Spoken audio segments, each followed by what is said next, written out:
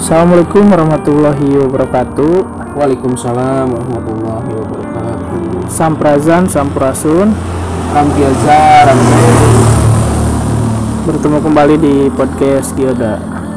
Dalam kesempatan kali ini, saya bersama Kang Ahib akan menjelaskan sebuah tema tentang awal mula berdirinya PKI dan siapa pendiri pertama PKI, Partai Komunis Indonesia.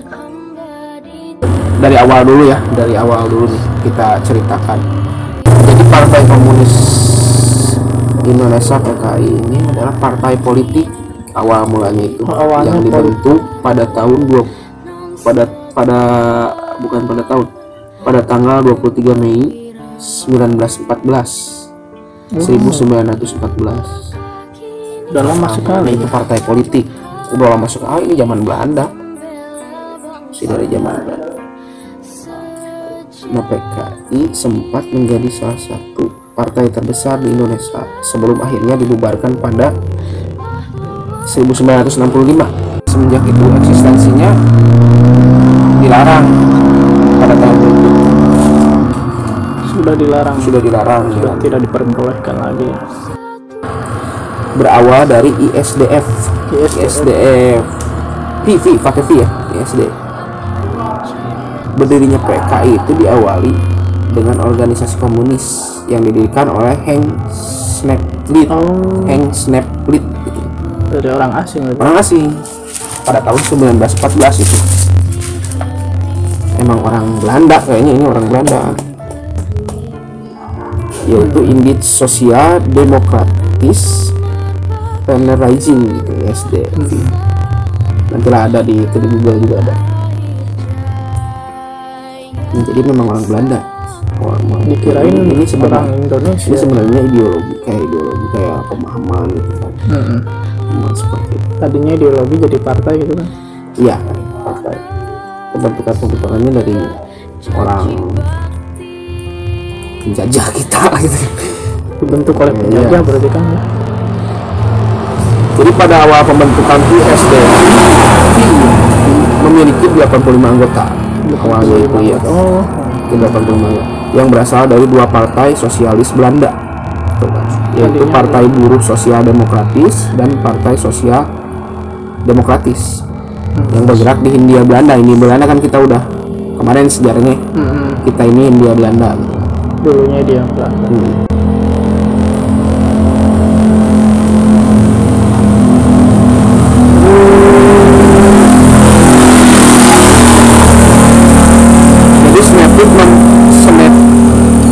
Mempunyai sebuah misi untuk menanamkan paham Marxisme, komunisme terhadap perjuangan nasional Indonesia. Marxisme dan komunisme terhadap perjuangan nasional Indonesia. Jadi salah satu misinya itu adalah menyebarkan paham. Tadi kata Kang Ahib, paham. Iya, melalui organisasi buruh kereta api. Awalnya di Semarang, buruh kereta api yang di Semarang awalnya terbentuknya di Semarang. Ya, dia itu memberikan pemahaman ini kepada para buruh gitu. Pada buruh dulu ya, para buruh jadi targetnya.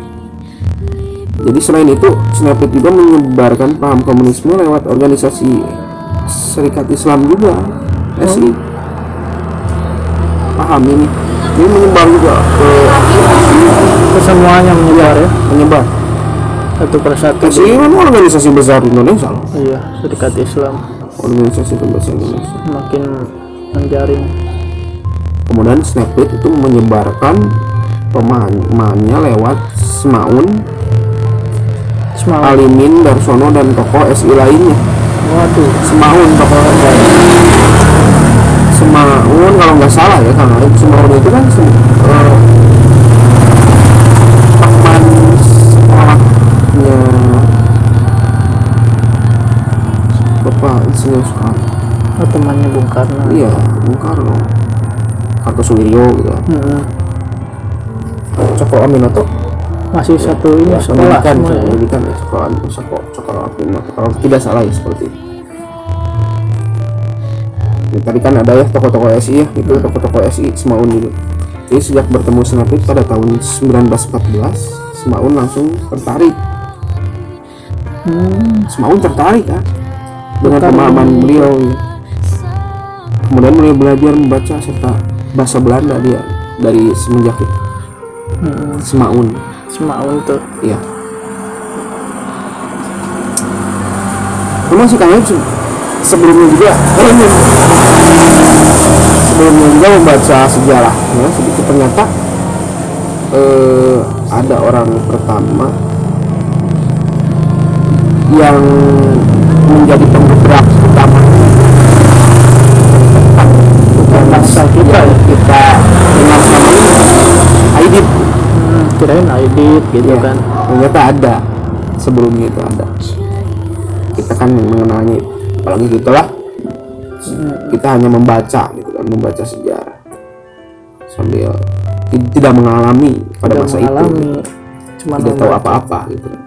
Kita sebagai warga di sini, warga Indonesia juga, kita sebagai anak muda, generasi muda itu harus tahu juga sebenarnya, harus tahu sejarah negara kita itu harus tahu.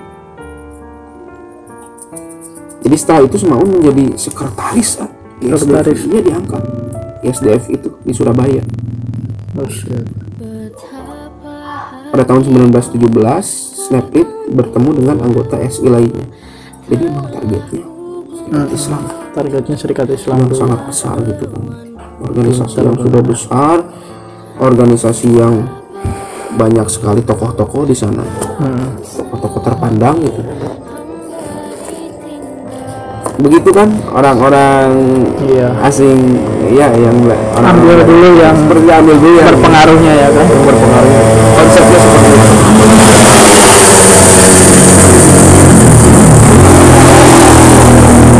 Yakni Darsono, anggota SI lainnya itu Darsono. Kemudian dia juga ikut bergabung dengan Snapit dan SDF ya, SDF. Masuk ke perpecahan Serikat Islam ini. Pada perkembangannya Semaun dan rekan-rekannya berniat untuk mengubah perjuangan Serikat Islam ke arah komunis. Jadi pandangan Serikat Islam itu dirubah ya, jadi oleh Semaun ya, menjadi komunis. Tidak langsung diterima tapi pasti ada pro kontra dulu ya, terima begitu saja oleh SI, hingga akhirnya timbul perpecahan di sini nih di SI itu. Iya. Nah, munculnya kalimat komunis ini. Jadi Semaun setelah masuk ke anggotaan ISDF yang diangkat jadi sekretaris, dia menyebarkan paham yang namanya Marxisme dengan komunisme. Marxisme dan komunisme. Iya. Nah, di sini ketika SI pecah belah, cerdas kayak gitu, memecah belah kan. Jadi domba kan ya. Jadi domba. Muncul PKI sih. Baru muncul PKI itu dari perpecahan itu. Itu ya. Perpecahan dari tubuh Serikat Islam menjadi dua kubu. SI sama PKI gitu kan.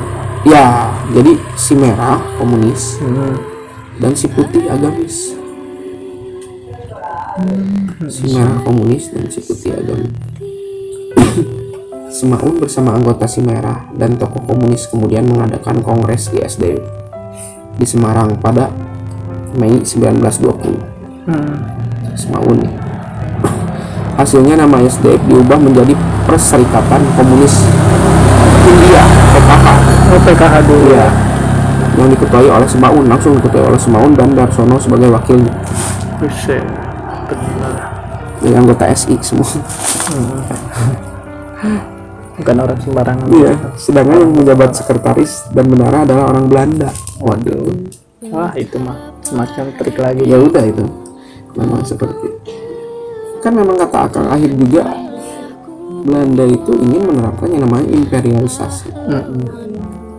kumaha carana agar paham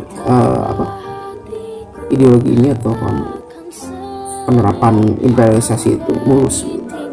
Gimana caranya dengan mengotak-ngatik apa saja, bahasa pintar benar ya. Triknya. Kemudian 4 tahun kemudian, 4 tahun setelah itu, dari tahun 1920 ya, 4 tahun kemudian 1924 mungkin ya, PKH mengadakan kongres Komintern kelima yang menghasilkan perubahan nama dari PKH menjadi Partai Komunis Indonesia. Nah di 1924 bayangkan, berarti sudah sejak lama sekali, sebelum kemerdekaan udah ada. Sejak lama sekali. Dan PKI terus memperjuangkan kemerdekaan Indonesia, tapi ikut memperjuangkan ya, dengan menentang kolonialisme Belanda. Ikut memperjuangkan. Akan tetapi cara PKI melawan kolonialisme Belanda terkena radikal dan condong anarkis. Dari zaman itu terkondong anarkis. Melawan mereka juga memperjuangkan, namun caranya seperti itu. Dari dulu memang dididiknya memang seperti itu. Sejak berdiri PKI terlibat dalam beberapa pemberontakan. Salah satunya peristiwa PKI di Madiun. Iya, di Madiun pada 1948. Musuh setelah terbentuknya jadi seperti apa ya? Seperti mungkin dari buah perpecahan mereka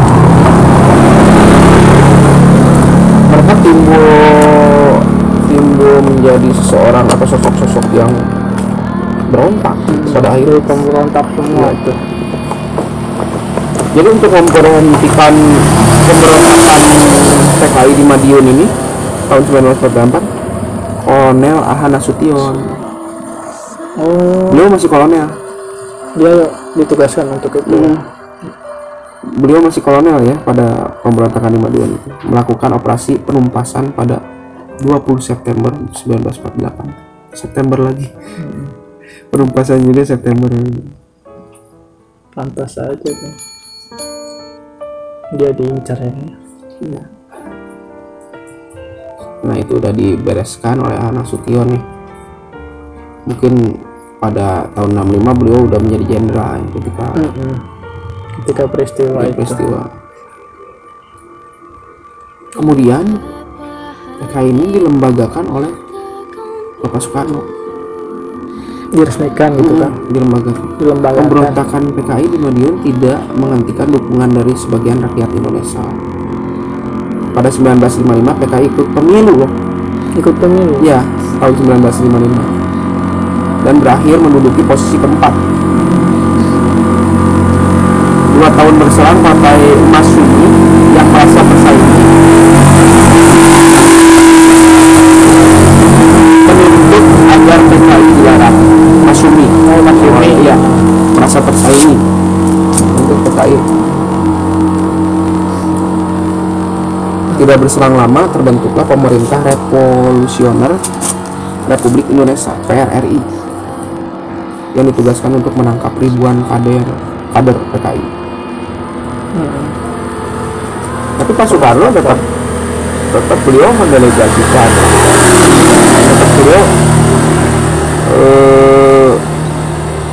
apa ya, dibilang masih inilah ke PKI masih nggak menolak begitu aja ya kan. Maksudnya mempersatukan gitu kan. Pak Soekarno mempersatukan orang. Jadi tetap bagian dari Indonesia, negara kita lah, bagian dari mengetahui peristiwa ini. Yang tadi PRRI mengetahui peristiwa ini, Pak Soekarno itu mendukung sayap kiri mengeluarkan undang-undang darurat, mendukung sayap kiri. Pada tahun 1960 Soekarno mencetuskan slogan Nasakom. Iya, Nasakom itu nasionalisme, agama, dan komunisme. Lewat Nasakom PKI pun dilembagakan oleh Soekarno. 1965 setelah peristiwa itu G30 PKI. Nah awal mulanya di situ. Jadi sebenarnya kudeta sih. Kudeta Sebenarnya ingin menonjol, ini paling ini. ingin menonjol satu sama lain. Tadi persaingannya dari beberapa partai itu. Betul. Ternyata ada partai yang tidak ingin tersaingi. Sebenarnya dari cerita ini juga, dari sejarah ini ya, Sudah banyak yang tadi Mas Umi Mas Umi justru menuntut agar PKI dilarang tadi ya, yang menuntut dia. menangkap ribuan itu. Jadi awalnya dari sana. Sebenarnya dibilang PKI pada zaman itu dia justru mungkin oleh partai yang satunya lagi dipikasiri kan.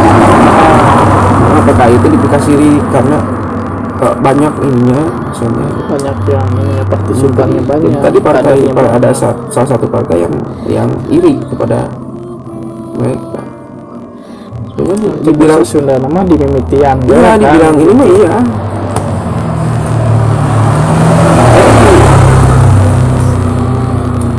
Dia dibangun kan gitu. Dia tidak cari masalah apa-apa ya. Awal mulanya seperti itu. Ya, awal dari partai juga bersaing secara sehat bersaing kan, ya. Bersaing salah sehat. Mungkin PKI ini salah sehat awalnya mungkin ya. Awalnya Namun karena ada yang iri mungkin gitu. dia melawan malah lebih parah ya kan. Perlawanannya kan dari dulu juga memang anarkis katanya. Itu dari Sampai sekarang. katanya ya, dengan memang ada orang belakangnya juga. Iya, pastilah. Katanya ada orang belakangnya juga. Ya mungkin itu awal mulanya. Ya. Terima kasih Kang Hid sudah menjelaskan tentang awal mula terbentuknya PKI. Semoga bermanfaat untuk para penonton podcast Gilda. Dan untuk pemirsa yang telah menyaksikan video ini, terima kasih banyak. Ambil sisi baiknya dan buang sisi buruknya. Kami pamit undur diri. Sampurasun, sampurasun. Rampiaza, rampes. Di hari berang pertiwi